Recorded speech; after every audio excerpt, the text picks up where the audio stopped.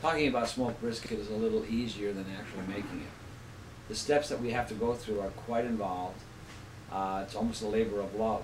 But in what you're going to learn going forward is find out where this brisket cut comes from. And number two, what are some of the steps necessary to make this meat so special? And finally, how do we serve it to the customer? In what format? I think that you'll see when you start going through it and learning all the different steps, you'd be amazed how much work is put into this.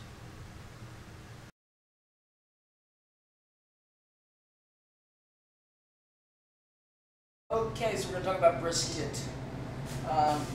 Brisket comes from the chuck, which is the full quarter of the animal, which is all kosher, by the way. This is the foreshank, and these two pieces would be connected here, from here to here, forming the entire chuck, somewhere in the vicinity of 100 pounds, 80 to 100 pounds. So what we've done is we've split it, so now we have the blade chuck, bone-in chuck roast, and then we would have a bone-in shoulder roast here with the big round bone. You have some short rib here, and this is your brisket portion. Up underneath here, there's the plate. And this is the first cut brisket. The whole thing with this big knob becomes a full cut brisket. Some of our customers have referred to it as a butcher's cut brisket. So it just comes from the front full quarter of the animal. It's basically, if you're thinking of yourself in comparison, this would be on the other side of your shoulder blade. The brisket is the breast of the beef. And that's where it comes from.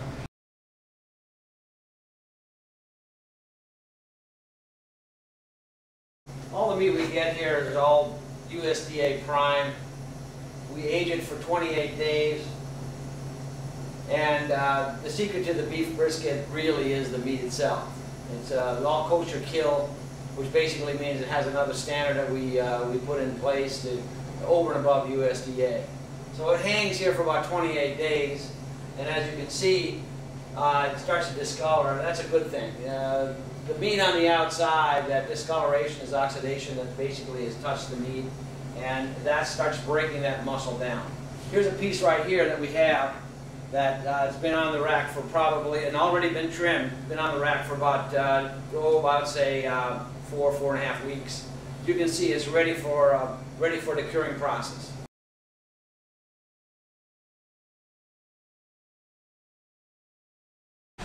Alright, basically what I'm doing right now is I'm taking the seeds from all the different spices that I'm using in this smoked beef brisket, and I'm basically roasting them or blooming them and getting all the flavors out of the seeds that's been locked inside. A little secret I'm going to tell you is that when you do this, and you do this using different seeds, you have to make sure everyone has a different temperature. Everything has a different temperature setting that you have to use. So what you want to do is you want to make sure you don't burn them, but you want to make sure they just, all the flavor. You see how they're starting to pop now?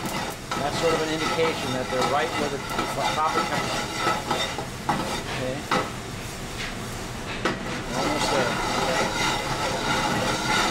That aroma right now that you're getting from these spices, really, really good.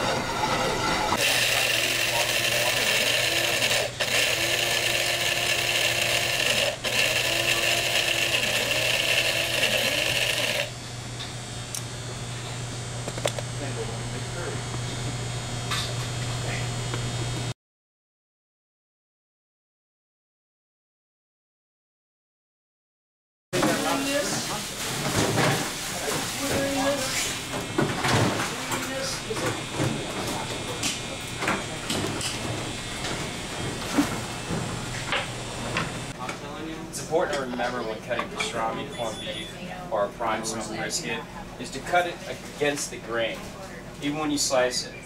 After you trim it, of course, but the major reason is for mouthfeel.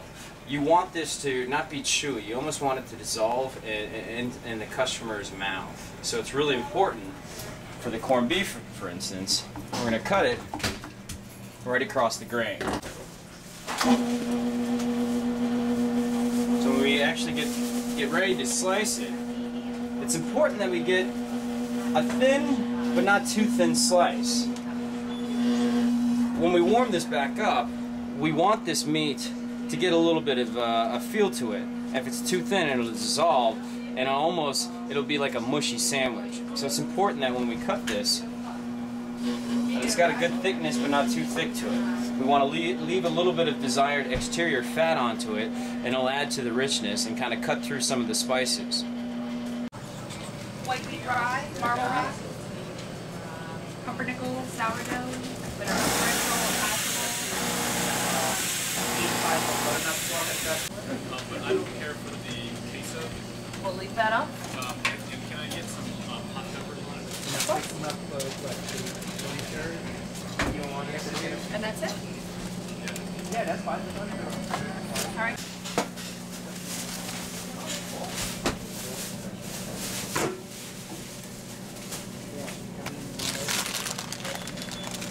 Gonna be there for all week? Ready to go.